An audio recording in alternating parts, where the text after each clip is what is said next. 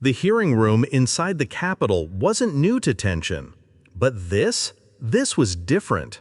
The marble walls, usually silent witnesses to legal debates and political posturing, now hummed with something sharper anticipation. A ruling had just come down from the Supreme Court, one that would echo through every household in America. It stripped away federal protections for underage girls seeking reproductive care, even in cases of rape or incest. And it put the burden squarely on individual states to decide their fates. The outcry was immediate. Protests had already filled the streets outside. Pundits on every network screamed across split screens. But now, inside room 214 of the Rayburn building, the battle was about to begin, where it mattered most. A congressional hearing had been scheduled, emergency status, one meant to hold the court accountable. Then something happened no one expected. The double doors opened. And walking through them in full robes, face unreadable, was Chief Justice John Roberts himself. A gasp rippled across the chamber. Even seasoned lawmakers stiffened in their seats. Because this wasn't just unprecedented, it was unthinkable. A sitting Chief Justice entering a congressional hearing uninvited to defend his own ruling. It had never happened in the history of the United States. Every camera locked onto him. Every pen froze in midair. Even the protest chants outside seemed to go silent for a second. The most powerful judge in the country had just entered the room, and he wasn't here to answer. He was here to fight. Then she walked in. No entourage, no press swarm, just the click of polished heels against stone and the hush that followed her into the chamber. Congresswoman Jasmine Crockett, 43 years old, former public defender from Dallas, one of the few black women in Congress, and today perhaps the only one bold enough to speak the truth to the face of the Chief Justice of the United States. She wasn't overdressed, no pearls, no soft pastels. She wore a deep burgundy blazer, sharp lines, clean confidence, hair styled in a natural crown that said, "I know who I am. I earned this seat." When she stepped up to the witness table, she didn't hesitate. She didn't fumble her notes. She didn't look around to see who might support her. She just sat, calm, ready, like a seasoned trial attorney walking into court knowing exactly what the opposing counsel will say and exactly how she's going to tear it apart. Across the room, Roberts watched her, his expression unreadable. But something about the stillness in his posture gave it away. He didn't expect her to be this composed, this prepared. And the audience knew it too. You could feel it in the air, that mixture of curiosity, concern, and dread. Would she hold her ground, or would the power of the old order swallow her whole? They didn't speak, not yet, but the collision had already begun, not with words, but with presence. On one side of the room sat John Roberts, 70 years old, clad in the black robes of tradition, his silver hair combed into precision. The embodiment of everything America was told to respect. White male Ivy League untouchable. His hands rested on centuries of precedent. His tone, always calm, always distant, was designed to say, "I am above this." And across from him, Jasmine Crockett, 43, black, bold, uninvited by power, but elected by the people. She brought with her a different kind of authority, not inherited, not appointed, but earned. She didn't carry robes. She carried experience from courtrooms full of terrified clients, from neighborhoods no judge had ever walked through, from truths too raw for the Supreme Court to put in writing. This wasn't just a disagreement. It wasn't a debate. This was a reckoning. One represented a system built to preserve itself. The other represented those it had left behind. And though no one had spoken yet, the energy in the room had shifted. Tense, heavy, electric. Two Americas had finally come face to face, and everyone could feel it. This wasn't going to end quietly. It started politely. Congresswoman Crockett waited her turn. Her voice was steady, respectful. She didn't raise her tone. She didn't lead to. "Chief Justice Roberts," she began, "recent polling shows that the Supreme Court is facing its lowest public trust rating in modern history. Do you believe that might have something to do with decisions that appear more political than legal?" The room went still. It wasn't an attack, it was a question. But the kind of question powerful people aren't used to answering. Roberts sat straighter in his seat. He gave the kind of thin-lipped smile only men in charge have mastered. "Congresswoman," he said, "the court does not base its decisions on polling data.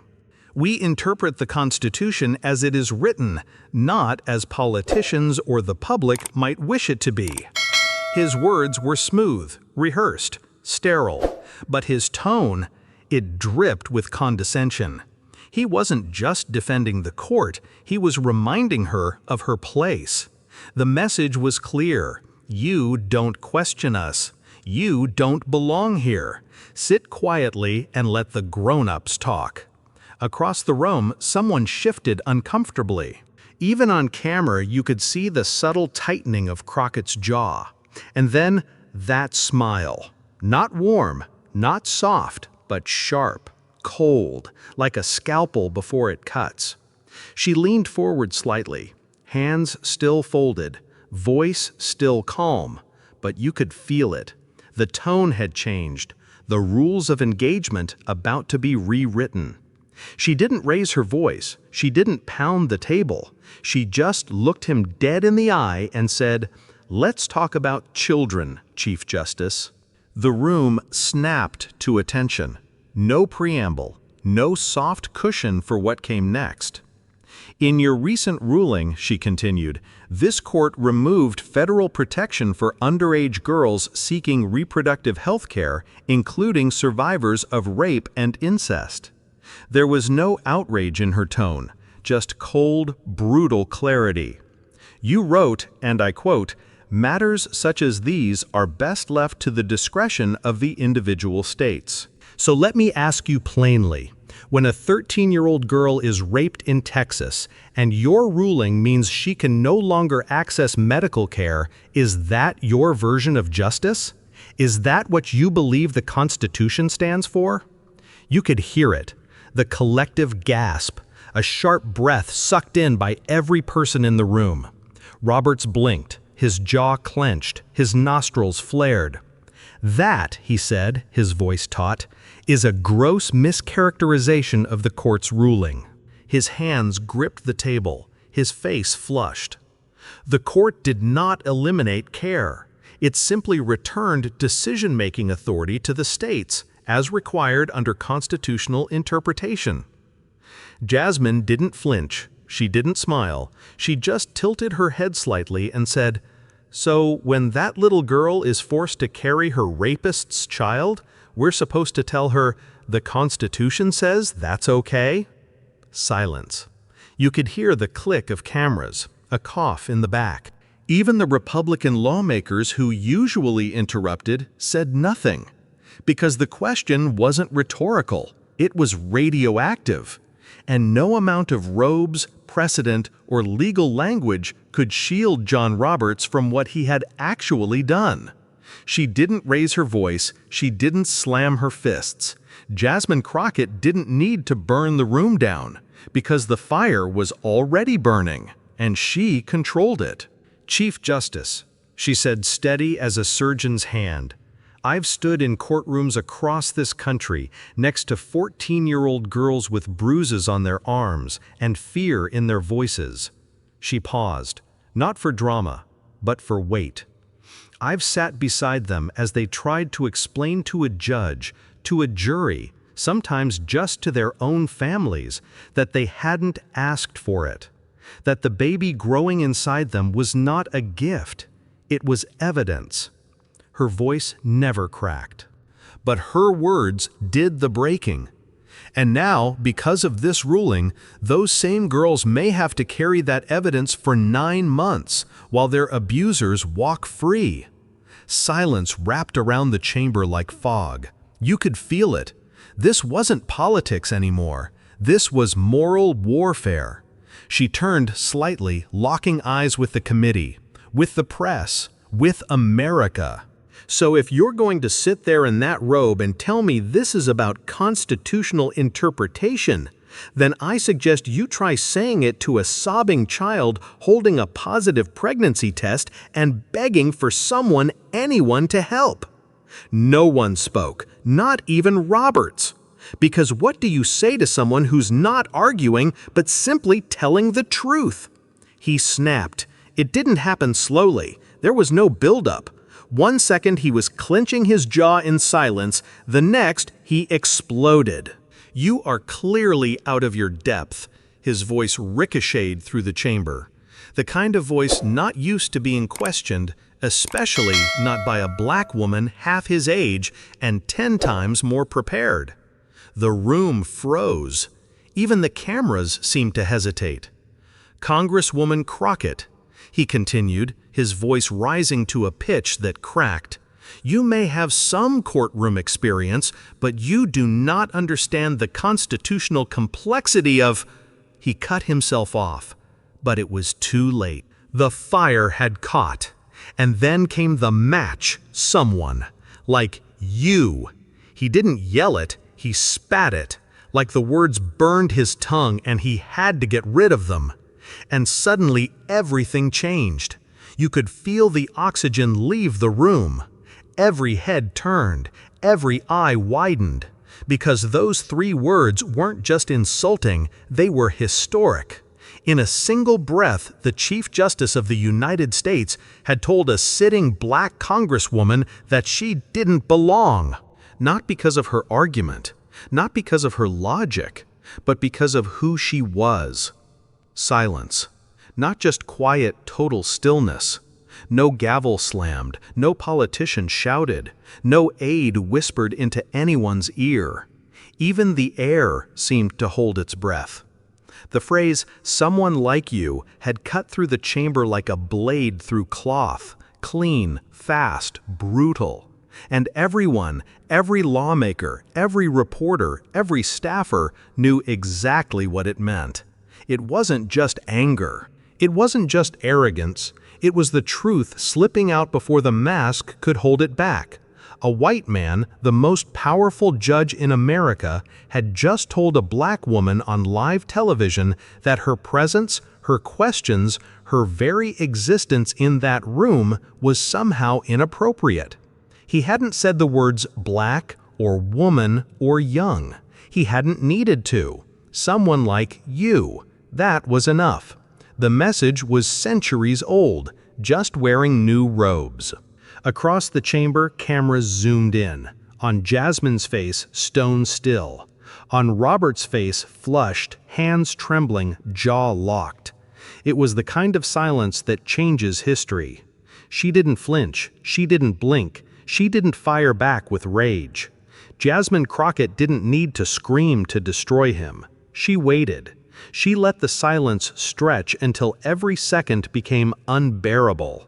Then she leaned in, calm as ever, and said, "Chief Justice, how many trials have you actually tried?" The words were almost gentle, but they hit like a brick wall. Roberts opened his mouth. Nothing came out. "I'm not talking about academic theory," she continued, "not clerking, not reviewing. I'm asking how many times you've stood in a courtroom beside a real client, staring down the barrel of a system that doesn't care if they live or die." She let it sit. "Because I have." The room shifted. A low murmur. Chairs creaked. Even the cameras seemed to inch closer. "You talk about the Constitution like it's a concept," she said. "I've seen it as a life raft for the people clinging to it in courtrooms where no one's watching." Still calm, still surgical. She never once raised her voice. But every word she spoke peeled another layer off his illusion of superiority. And the man who once ruled from the highest bench in the land now looked like he couldn't remember how to breathe. The silence didn't last long, because the world was watching. C-SPAN aired it live. But by the time Robert sat back in his chair, shaken and silent, the moment had already left the room and entered history. Within minutes, the clip had gone viral. TikTok got it first, a 15-second snippet of Jasmine's voice cutting through the marble silence. How many trials have you actually tried? Then came Twitter under the hashtag #JasmineClapback. Within an hour, it trended globally. Hashtag someone like her. Hashtag constitutional courage. Robert's rage. Instagram Reels. YouTube Shorts. Facebook shares from college students and church pastors and retired military veterans. Everyone had something to say, but most people just reposted the clip and added the same caption, "This is leadership." Some didn't even need words, just a side-by-side of Jasmine's calm, steady face next to Robert's red, shaking one. 2 images, 1 message. The tide is turning. Across neighborhoods, classrooms, offices, group chats, people were no longer quoting Roberts. They were quoting her. It wasn't just the activists. It wasn't just the progressives or the media or the usual voices shouting into microphones. No, this time it was everyone. Old women in Georgia churches, young black law students in Chicago, retired veterans in Kansas, suburban moms in Arizona, even a few lifelong Republicans in rural Ohio. They all saw it. And they all knew what it meant. She didn't yell, she didn't curse, she just told the truth, said a grandmother on Facebook, her post shared 74,000 times. I didn't agree with everything she said, wrote a conservative dad on Twitter, but you don't scream at someone because they ask hard questions. That man cracked. She didn't. Teachers showed the clip to high school civics classes.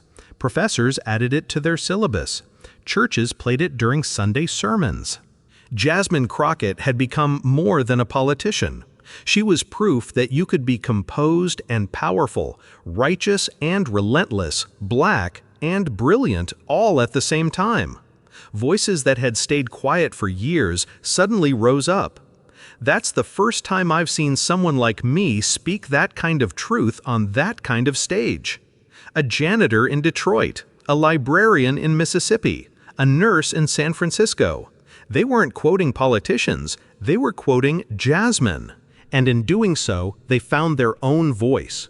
This wasn't just about one outburst, or one hearing, or even one man. This was a mirror, and America had no choice but to look. What played out in that congressional chamber wasn't an isolated embarrassment. It was a reflection of how power responds to truth, of how justice bends under pressure, of how people like Roberts have operated for decades unchallenged, unbothered, unquestioned. Until now. Across cable news panels and kitchen tables, the same question echoed. If this is how the Chief Justice acts when he's asked a question, what's he like when no one's watching? Roberts wasn't just a judge anymore. He had become a symbol, not of wisdom, not of fairness, but of a system so convinced of its own superiority that it collapses the moment it's confronted. Clips of his outbursts were played side by side with testimonies from real women, real teenagers, real victims of a justice system that never listened until someone like Jasmine Crockett forced them to. America was watching. And for the first time, it wasn't Jasmine who was on trial, it was the system itself. 20 years. That's how long John Roberts spent building his image. The moderate, the institutionalist, the man who would protect the court from partisanship, from scandal, from chaos. And it all crumbled in 5 minutes. The viral clips spread like wildfire, not just in the US, but around the world. The BBC called him the man who lost the dignity of the court. Germany's Der Spiegel ran the headline, "America's Chief Justice Unmasked and Unhinged." Cable news played it on loop. Late-night hosts mocked it. Legal scholars dissected it. But perhaps the most brutal reaction came not from the press, but from the places that once revered him. Harvard Law School, his alma mater, announced a formal review of his honorary titles. The American Bar Association released a rare statement expressing grave concern over the erosion of judicial temperament at the highest levels. Law professors began using the hearing in class. This, they told their students, is what judicial failure looks like. For decades, Roberts had insisted that the Supreme Court was above politics. But in one televised breakdown, he showed the world that he wasn't. And once that illusion shattered, there was no putting it back together. She didn't take a victory lap, she didn't go on a media tour, she didn't post a triumphant selfie. Jasmine Crockett just went back to work. While headlines screamed her name, while hashtags trended, while donations poured in by the millions, she stayed grounded. She turned down 5 national interviews, declined a book deal, ignored the viral fame, and then quietly she walked onto the stage at the National Legal Equity Summit in Philadelphia. No teleprompter, no grand intro. Just her voice and a room packed with law students, judges, public defenders, and civil rights leaders who rose to their feet the moment she appeared. "I didn't set out to make history," she said. "I set out to ask a question that deserved an answer. And I wasn't going to stop just because the answer made someone uncomfortable." The crowd went silent. "Let me be clear, I don't want applause. I want reform. I want accountability. I want every girl who's ever been silenced to know you don't have to scream to be heard. You just have to stand your ground." That clip alone was shared over 3.2 million times in 48 hours. Her campaign raised $7.1 million in less than a week, mostly from people who had never donated to politics before. But she didn't change. Not in tone, not in purpose. Because Jasmine Crockett wasn't chasing a moment. She was building a movement. It started with a single tweet. "I'm a public school teacher in Alabama. I've been told I'm too emotional, too loud, too black. Tonight I watched Jasmine Crockett speak, and for the first time in 19 years, I raised my hand at the staff meeting. Hashtag someone like me." Then came a nurse, a mechanic, a mother who hadn't spoken to her family in years, a kid who got suspended for talking back. One by one, they came forward. The hashtag exploded. Hashtag someone like me. It wasn't just trending, it was a reckoning. Black women, Latina mothers, Asian immigrants, white factory workers who never went to college. They didn't agree on everything, but they knew the feeling, the look, the comment, the way power made you feel small and expected you to smile through it. And now they had a name, a rally cry, a face they could point to and say, "If she can stand there, stare down the Chief Justice of the United States and not flinch, maybe I can speak up in my next meeting. Maybe I don't have to shrink anymore." This wasn't politics, it was permission. And the movement had only just begun. 3 days of silence. Then a carefully worded statement. "I regret that my remarks were perceived as inappropriate. It was never my intention to cause offense. I remain committed to the integrity of the court. No apology, no responsibility, just the language of damage control." America wasn't buying it. Within hours, over 1.3 million signatures flooded a petition demanding his resignation. Cable news exploded. Legal ethics panels convened emergency reviews. Former clerks, once silent, broke ranks and called it a disgrace to judicial dignity. The bar associations in New York, California, and Texas released joint statements. A justice who belittles a sitting member of Congress, especially with racial and gender undertones, has undermined the very credibility of the court he swore to protect. But Roberts stood firm. Behind closed doors, sources said he was livid. He blamed social media mobs and hysterical overreaction. He still thought he could wait it out. He didn't understand what had changed. This wasn't just public backlash. This was personal for millions. One question echoed across America. If a Chief Justice can lose control like that on live TV, why should we trust him with the Constitution? The public didn't just want an apology anymore. They wanted accountability, change. And suddenly, bills started landing on the House floor. An 18-year term limit for Supreme Court justices. Mandatory mental fitness reviews every 5 years. Public disclosure of all outside gifts, donations, and affiliations. For the first time in decades, serious judicial reform wasn't a fringe idea. It was mainstream. CNN's headline read, "Roberts broke the seal. Now Congress is coming for the robes." Senator Martinez said it on the record. "We've treated the Supreme Court like a sacred cow. But no institution that powerful should be above the people it serves." Thousands rallied outside the Capitol. Handmade signs read, "No lifetime thrones. Equal justice, not eternal judges. Someone like me deserves better." It wasn't just about Roberts anymore. It was about what kind of justice system America wanted to be. This time there were no whispers, no condescension, no smirks. Jasmine Crockett walked into the chamber like someone who'd been forged in fire. Her burgundy blazer, now a symbol not of fashion, but of resistance. She stood again, this time not as a witness to power, but as a witness against it.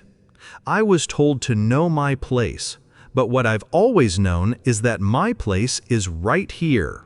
The room was packed, no one interrupted. Even those who once dismissed her now listened, pens still, eyes wide. "We don't need more robes, we need more mirrors, so the court can finally see the people it's supposed to serve." There were no screams this time, only silence and the sound of one woman changing history with every measured word. The court will never be the same, not after this. Public hearings are now live-streamed. Justices must disclose their financial ties. Roberts, once untouchable, is now the face of why change is necessary. And for the first time in decades, America is watching. Young voter registration up 300% since the confrontation. University campuses buzz with civic forums. Bar associations across red and blue states are demanding accountability. Even high school students are asking questions they were never told to ask. Why do judges serve for life? Who keeps them in check? Why was no one brave enough to ask until her, Jasmine Crockett, didn't just break through? She cracked something open. And through that crack, a new kind of patriotism began to grow, the kind that questions everything. She didn't chase fame, she redefined courage. Jasmine Crockett never went viral because she wanted to. She became a symbol because she stood when others stayed seated. She spoke when it was safer to stay silent. And she didn't raise her voice because her words were already heavy enough to shake a system. In classrooms across America, her name now appears in civics textbooks, not just as a congresswoman, but as a turning point. Teachers ask, "Who gets to write history?" And students answer, "The ones who refuse to be erased." That's her legacy. Not just what she said, but what she made others brave enough to say. She looked straight into the camera. No notes, no script, just truth. If that courtroom couldn't handle me, maybe it's not me that needs to change. Maybe it's the courtroom. She didn't blink, she didn't flinch, she let the silence speak.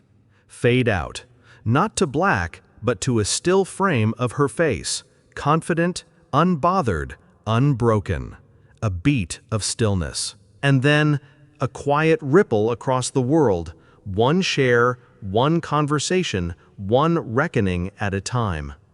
Because stories like this, they don't end, they echo. Silence has never protected the truth. Jasmine Crockett didn't win because she yelled. She won because she stood firm, even when the most powerful man in the room tried to tear her down. In a world that often tells us to stay in our lane, her story reminds us the lane was never built for you, so carve your own. Challenge, even when your voice shakes. Challenge the systems, even when you stand alone. Because dignity isn't given, it's claimed. If this story moved you, if it made you think, feel, or remember what justice should look like, don't just scroll. Subscribe now to join a community that believes in truth, courage, and the power of one voice. Because the next Jasmine might be watching, and your click could be the spark that lights her fire.